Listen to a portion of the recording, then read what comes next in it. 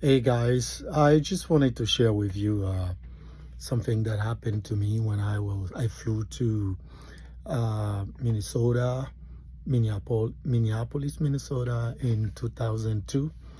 I was teaching at ICSA. It was International Community School of Abidjan.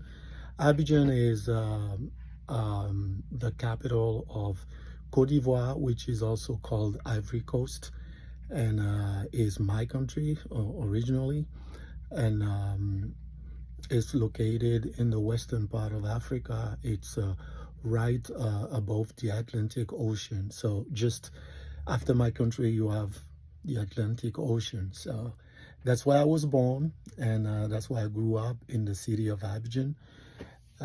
Like you see, city boy. My country is a pretty developed country. We have skyscrapers, etc. When you look at it, it's like it's kind of like New York. Okay, you can Google it, Abidjan, Ivory Coast, and you will see that the country is still developing.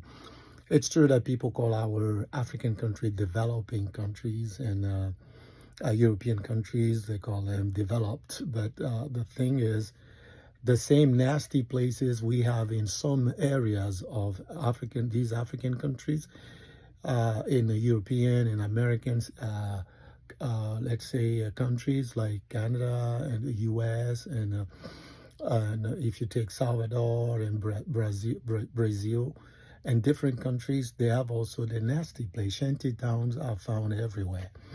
I remember in 2003, I got on the plane, not a plane, the train, the subway, and I was surprised to see how dirty it was.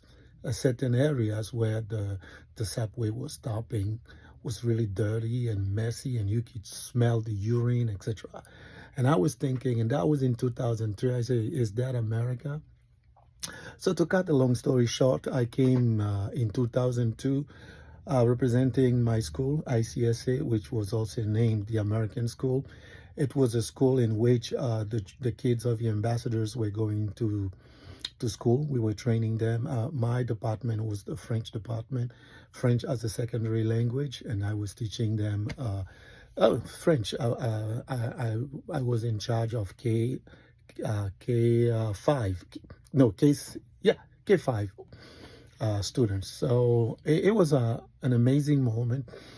Prior to that, I was teaching, let's say at high school, I was English teacher, English as a secondary language. But since my training as let's say, my bachelor's in education that I took, it was a master's in education. They call it CAPES. Um,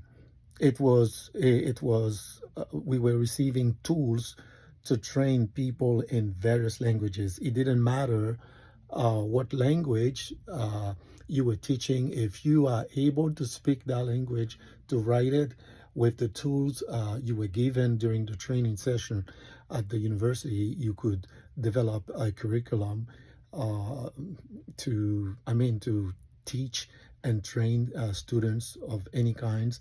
At that time, it was high school, and then I transferred to the American school where I was teaching French. And to make a little bracket, I taught myself using all these tools and methods. I taught myself Portuguese from Brazil, and that I learned. And I'm also training to pick up Portuguese from Portugal in Europe, so I can speak. Eu posso falar português. So I train myself, and I'm listening to conferences, I'm listening to messages, and I can write in Portuguese. I can do a lot of things. So now I'm gonna really cut that and come back to the story. So I flew to Minneapolis because the school wanted us every 2 years to do what they call recycling. It means so that we won't lose all the updates that are brought to the school system. New ways of assessment, new ways of presenting a class, and new ways, all the new ways. So, and that's the reason why I went to the University of Minnesota. And the training, it was normally, what do you call it? It was a kind of I forgot how to put it, but the name was Paulia. It's about proficiency, and we were supposed to learn how to assess our student the right way. That's where we learn different phases of differentiation, because sometimes we have the same students in the same class. You have different students in the same class. We call different students, students with different levels. And so when you assess the students, you should consider the different levels. So when you start your class, you have to be able to identify the level of each student, like we say in Portuguese, cada estudante. So you have to learn the level of each student, and when you supply the assessment, you should be able to differentiate. That's what they call the differentiation method. So I went to learn all this, and the first time we went to a friend. He used to be a senator. I was with another friend. Her name was Doris, and she took us to a friend who had a big mansion in a diner. It was a beautiful neighborhood, and we were living there. But after the class, because it took us a week, it was a week, the training session, we had to do to make a presentation. I did my presentation, and it's somewhere at the University of Minnesota, and I got a great grade. And then she wanted us to visit a family in the countryside. So we went first to see a father who was a farmer. And when her father saw me, the first thing he said to me directly is, "How was your tree?" And I was thinking, how was my tree? And I couldn't understand what he meant, because I was, flabbergasted. It was, what is he saying? How was your tree? Did I come with a tree? Was I supposed to come with a tree? And what's the meaning of that question? I was trying to cogitate to find, and I smiled when he said, and he repeated it. Is it good? And then his daughter, my friend Doris, said to her father, "Dad, he doesn't sleep in the street." That's how I caught it. I said, "Oh, so this man is meaning that I'm sleeping in a tree. That's why he asked me, how was your tree? Because we came from Africa." And he started to laugh. So he was, insinuating that I was a monkey because I come from Africa. And his daughter, Doris, was a teacher as me. We were teaching in the same school, and we were the same. And we had our houses. She had a mansion over there, and I had my mansion over there. And he was calling me a monkey. So that was one of my first blatant encounter with racism in America. And it was a shock. I had many other kind of encounter. And one of the things I noticed with, apart from me being called a monkey because I'm from Africa, or I'm a black person, I noticed that most of the people that are doing that are ignorant. They are very ignorant, because I heard some of them saying, if you know this more than me, I'll kill myself. Why? Because I'm black, I'm not supposed. There's something in their mind making them believe that because they're white, they're superior. So if you know more than them, he's going to kill himself, or he's going to erase you. And that's the basis of racism. You have race and ism, that means superiority, priority. It's somebody who puts his race above any other race, would think that because of the color of his skin, he's superior. And there's another form of racism, that is racism in reverse, that is caused by trauma, which means if you're a population that has been belittled for a long time, and you felt you've been brought down, you've been trampled down so much that you think you have no value, you're worth nothing. And you have that form of reverse racism against yourself, because anytime you see somebody with a white collar, you immediately downgrade yourself, you put yourself down. So, I just wanted to bring this one out and say, please, don't be a racist. We all equal.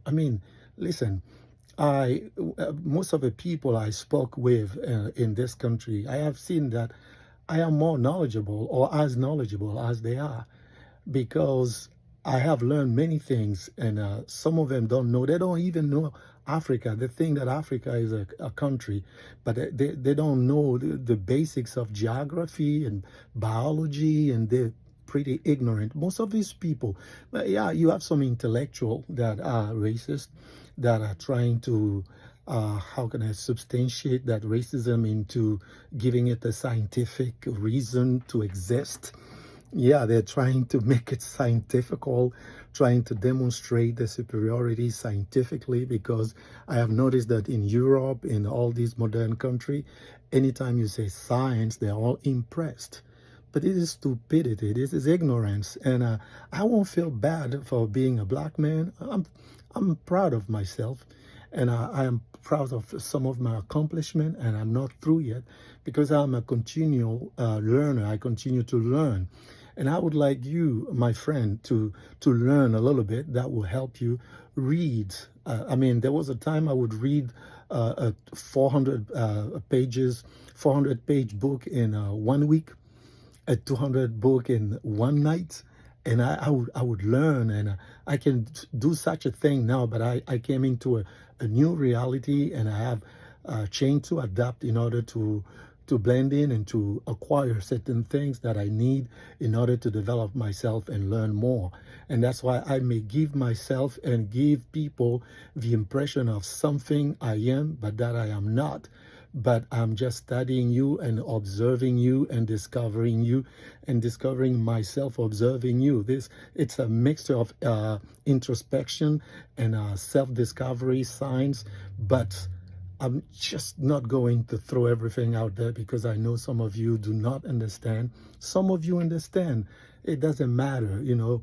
If you ask a couple of people out there, who is Plato, who is Socrates, and what is his theory, what is, you take even sometimes they might talk about Einstein, and they know what he was about, what he taught, but they don't know much. Most of racist people are ignorant people. And I don't want you to stay in that stem. I'd like you to pull yourself out and try to integrate other people in your circle. We don't say receive or welcome us in your house or be friends with us. No, that's not what we mean, but we mean respect us. Yeah, respect us, because we respect you.